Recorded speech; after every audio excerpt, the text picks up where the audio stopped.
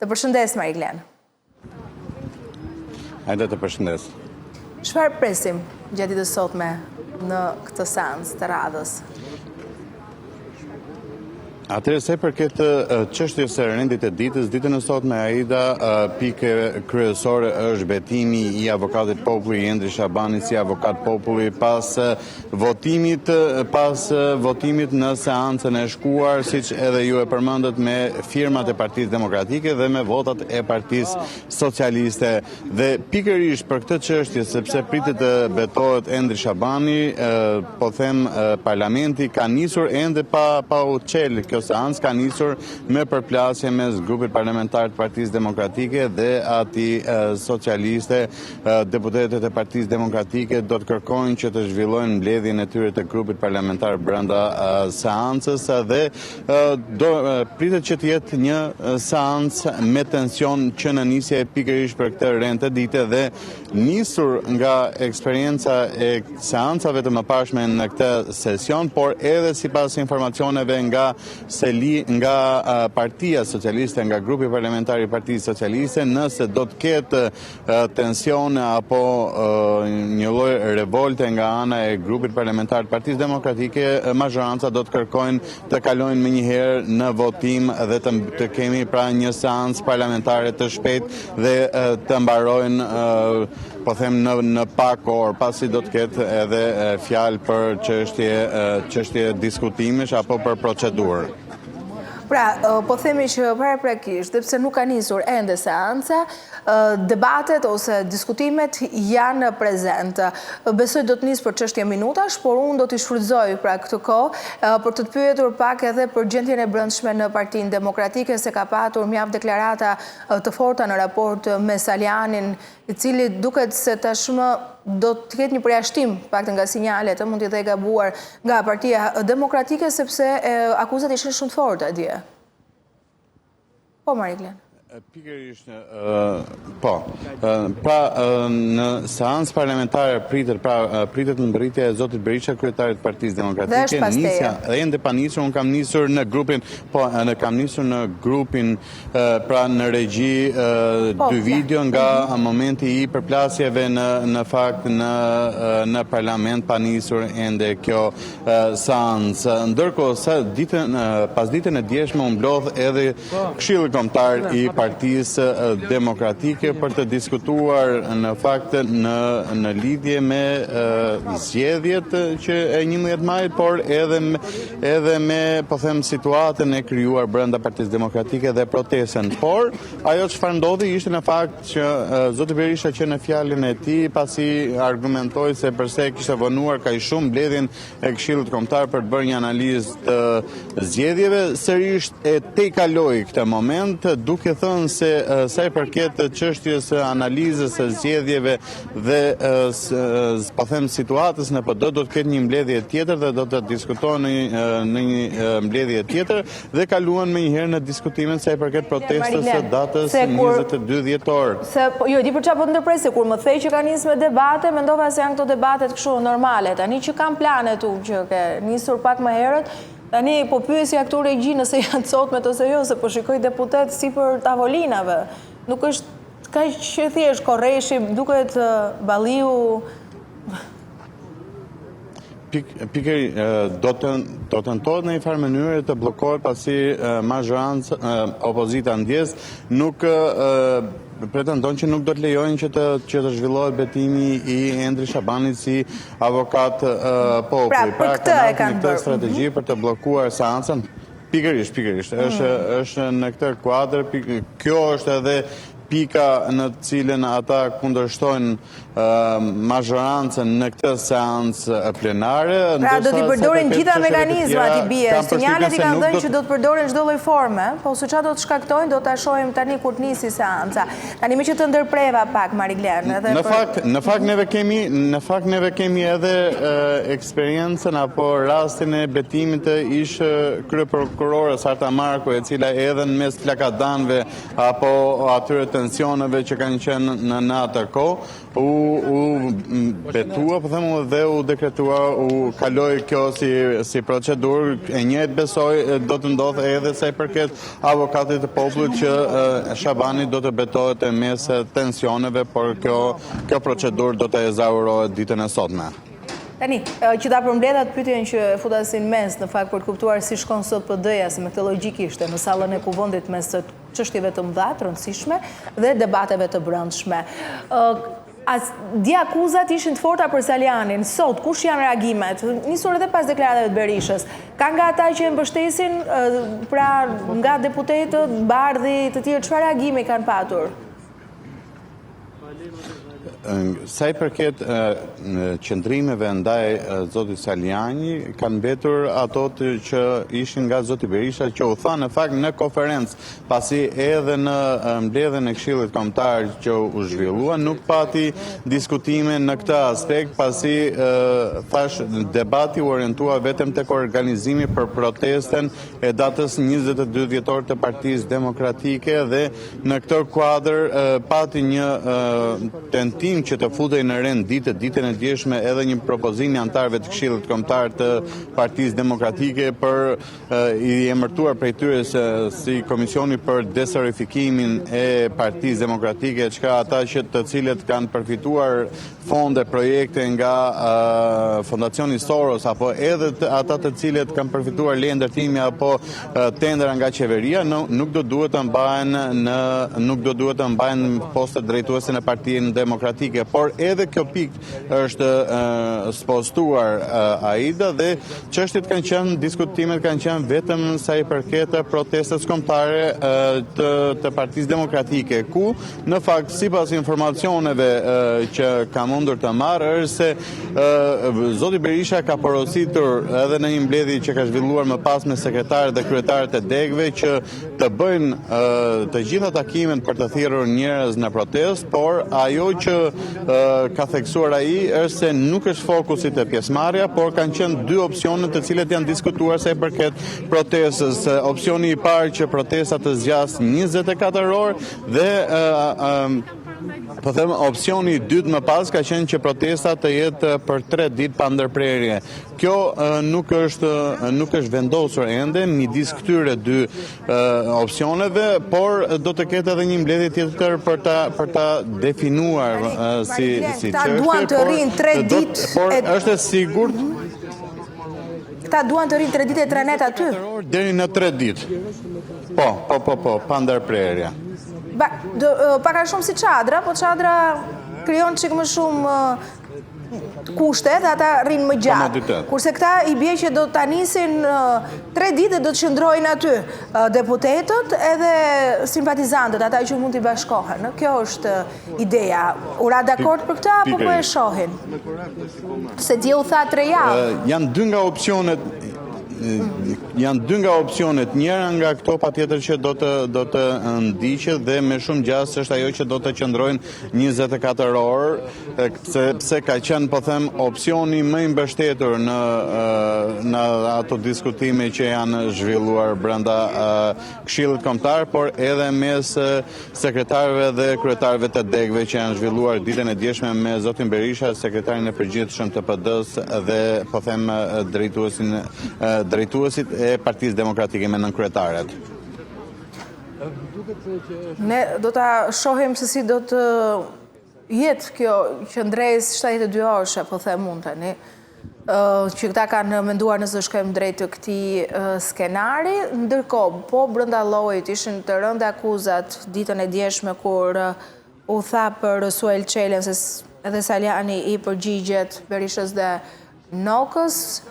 Ndërkohë në këto momente më njoftojnë se nëpërmjet sinjalit që çon Sali Berisha, se Sali Berisha nuk është sinjali në rrugë zyrtare, është live në Facebook, më duket se ka sërish erë dhe debate. Kështu sa ta kem gati një fjali për këtë çështjen e Suel Çelës, që vjen në mesin e politikës. E vërtet, ajta fillimisht e ka thënë zotin, këtë akuzë ka ngritur zoti Noka, sekretari përgjithshëm i Partisë Demokratike, i cili ishte i ftuar në MCNTV dhe i ka akuzuar drejt për drejt në fakt Ervin Saljanin se ka punuar me Suel Qelën për të organizuar takimin e tretë të tij, i cili u zhvillua në Elbasan në sallën e teatrit Skampa. Por kjo akuzë është përsëritur edhe nga zoti Berisha pastaj në konferencë për media, duke thënë se me këtë veprim Saljani ka shkelur vizën e kuqe të tij, duke paralajmëruar kështu edhe një akt përjashtimi nga Partia Demokratike. Megjithatë, ditën e djeshme sa i përket çështjes së përjashtimit në Këshill Kombëtar nuk u diskutua më. Nga ana tjetër, Ervin Saljani i ka mohuar këto akuzat të zotit Noka dhe të Berishës dhe i ka cilësuar si sulme të ulta, duke deklaruar se ata të cilët ishin në takim ishin të gjithë demokrat dhe funksionar të Partisë Demokratike në qarkun e Elbasanit. Mariglen, se nga ka ndihmuar regjia në këto momente me atë që unë thash pak më parë që është sinjali që vjen në rrugë individuale nga Sali Berisha që e përdor rrjetin e tij social Facebook edhe për këtë. Kështu që të doja që të qëndrojmë pak dhe ta shohim e përsjellim pak se mos dëgjohet dhe zërat çfarë diskutohet në këto momente dhe shohim mos nis zyrtarisht.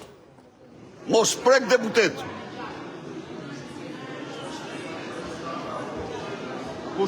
Zbatoni urdhat e hajdutëve, ju është turp. Ligji do jetë i rrep mbi ju. Boletini hajdute. Boletini hajdute. Boletini. Boletini. Kush foli? Miosh. O Miosh, bëllë gojën. Bëllë gojën Miosh. Bëllë gojën Miosh. Bëllë gojën Miosh. Po mbroni hajdut. Po mbroni hajdut. Pirok. Po ti zogu i Belinës. Po ti zogu i Belinës. Ja pra. Ike dhe ti, ike. Gati e ke. Ke 2 jo 1.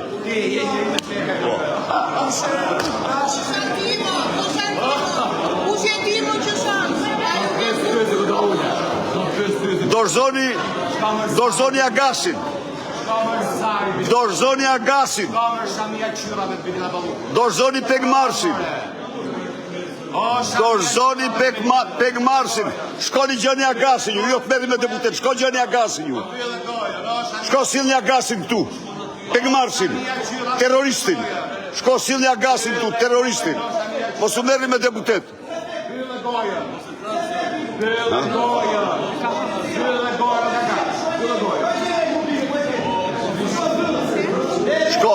Shko sila gasin. Sila gasin këtu. Sila gasin këtu. Pegmarsin, terroristin.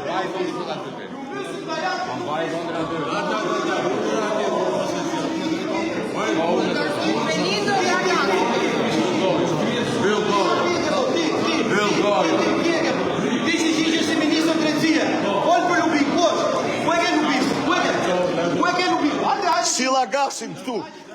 Mariglen, teksa ne po e ndjekim së bashku, unë dëgjova si kurse të gjithë shqiptarët Berishën që ndër të tjera tha dorëzoni Ergjys Agasin, Pengmarsin, siç duket çështja e Akshit, e cila rreth orës 12 do të vinë në vëmendjen tonë në kuadër procedurave, sepse janë masat, pra janë procedura që ndiqen, por duket se është një çështje që sigurisht zurit pak të vëmendje, seanca nuk ka nisë për qenë korrekte, por Berisha nëpërmjet sinjalit të tij në rrjetet sociale si këto momente dhe i akuzon, i thotë dorëzoni Ergjys Agasin.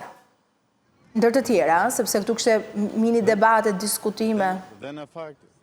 Dhe në fakt ishte me njëherë pas replikave që po kishte me ministrin e mbrojtjes, ish drejtori në portit të Durrësit Piro Vengu, edhe pate dhe këtë kërkesë në fakt zoti Berisha se i përket Ergjys Agasit, i cili po themi atë bazën e tij të operimit edhe politik, por edhe aktivitetin ekonomik të bizneseve, thuhet që e ka patur në Durrës. Në këtë kuadër e ka përmendur zoti Berisha, por në fakt Aida, kjo çështje, dosja e Akshit e cilësuar nga prokuroria e posaçme si grupi strukturuar kriminal në fakt, është cilësuar nga Partia Demokratike edhe nga nënkryetari i Komisionit të Sigurisë si një çështje e sigurisë kombëtare, pra që ka rënë siguria kombëtare. Pasi duhet të kujtojmë që kompanitë edhe për këtë dosje, kompania të cilët akuzohen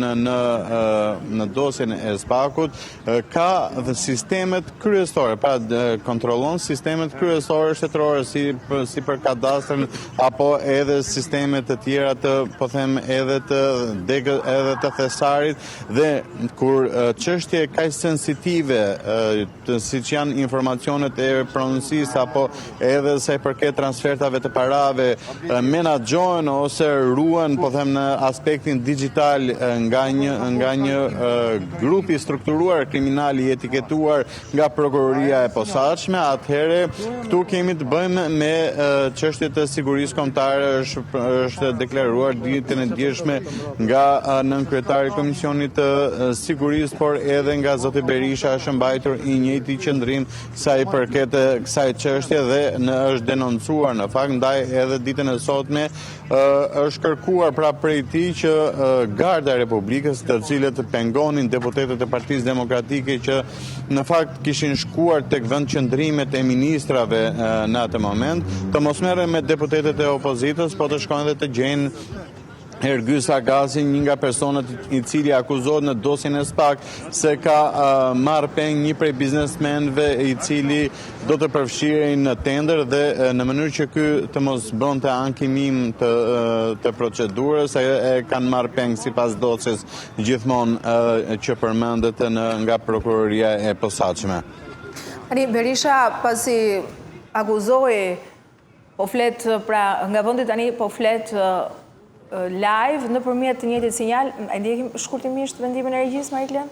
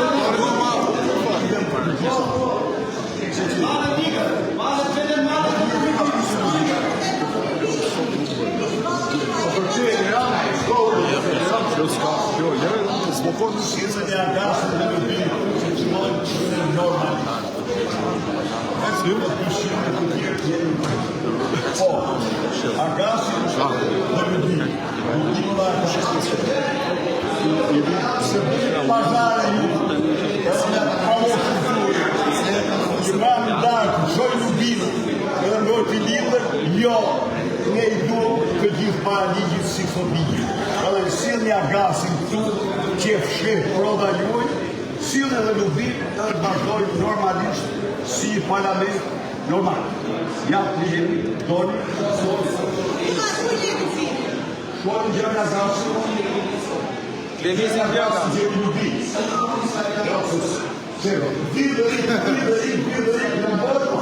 Toni, ku e ke Erion Velino, Toni? Ku e ke Erion Velino, Toni? Ku e ke o Toni, Erion Velino, ku e ke? Ku e ke Erion Velino, Toni? Se do pritesh një këtë javë, ka njëse për instalatorë, do gratë, Toni! A e Gjim Pasha! Do të marrë Erion Velino i Mirë, Mariklen, se dhe ti duhet shkosh ta ndjekësh këtë pjesë me të drejtë në fakt, se për çdo gazetar janë momente që s'duhet humbin, po është interesante sepse gazetarët janë vendosur, deputetët e PD-s janë vendosur gardh. Nga ana tjetër Zegjineja që vazhdon shigjeton Gazbardhin, sa aty e ka merakun. Nuk I ndahet, I thot ju amori Saliani se që thot sa gjëra.